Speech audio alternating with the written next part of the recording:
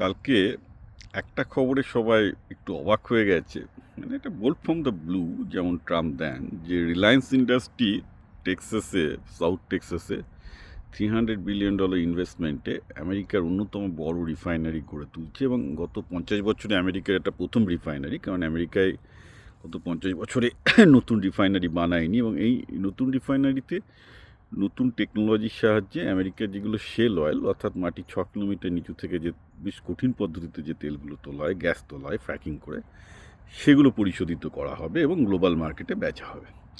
Trump তো বেজায় খুশি, লিখে দিয়েছেন। এবার ভক্তরা কিন্তু বেজায় হতাশ। হতাশ এই কারণে, তারা ভাবছেন যে সালা হলো কি, আম্বানি তো আমাদের লোক, ভারতে অমৃতকাল চলছে, আমেরিকার তো অলরেডি মানে সব কিছু শেষ হয়ে গেছে। তাহলে মানে আম্বানির কি কাণ্ডজ্ঞান নেই? এত টাকা, সেই টাকাটা তো তুলেছে ইন্টারন্যাশনাল মার্কেটে, তার মানে ভারত থেকেও তুলেছে। ওই যে 300 বিলিয়নের একটা বড় অংশ ভারতেরও। তো ভারতের টাকা নিয়ে গিয়ে আমেরিকায় ইনভেস্ট করছে, এরকম মানে বলতে ভয় পাচ্ছে, ভক্তরা আবার অনেকে ভয়ও পায়।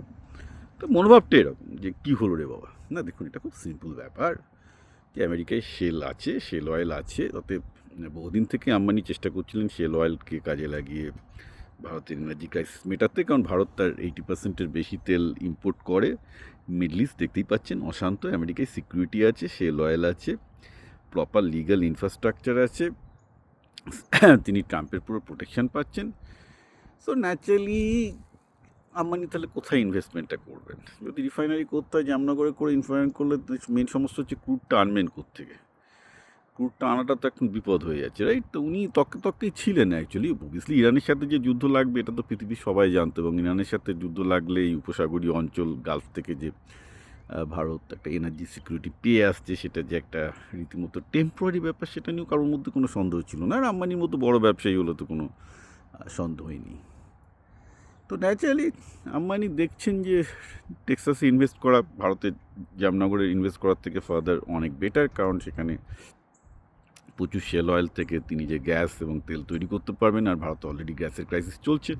তো আম্বানি যা করেছেন তাতে ভারতের ভালোই হবে। এবং আমি বারবার করে বলছি, এই ভারত বনাম আমেরিকা, ভারত বনাম এই, ভারত বনাম ওই, এগুলো করতে যাবেন না।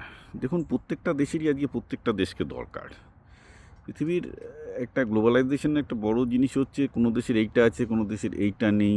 যেমন ভারতের কী ছিল? শুধু ম্যান পাওয়ার, কিছু শিক্ষিত ম্যান পাওয়ার ছিল। 91-এ আর কিছুই ছিল না, না ছিল ইনফ্রাস্ট্রাকচার, না ছিল কিছু। কিন্তু তাই দিয়েও তো ভারত অনেকটা এগিয়েছে, সেই শিক্ষিত ম্যান পাওয়ারকে H1B দিয়ে এক্সপোর্ট করে অনেকটাই এগিয়েছে। So you have to understand যে গ্লোবালাইজেশনের সুফল সবাই পায়। তো গ্লোবালাইজেশনের বিরোধী যারা, ইনক্লুডিং ট্রাম্প, আমি ট্রাম্পকেও দোষারোপ করছি, তারা খুব একটা ভালো জায়গায় থাকবে না। কারণ আলটিমেটলি গ্লোবালাইজেশন হবেই, এবং প্রতিটা জাতি, মানুষ, ধর্ম, বর্ণ, আপনার ভালো লাগুক আর না লাগুক, কাছাকাছি আসবে। কারণ সেটাই ক্যাপিটালিজম চাইছে, আর ক্যাপিটালিজম যা চায় পৃথিবীতে সেটাই হয়। আপনি যা চান সেটা কিন্তু হয় না।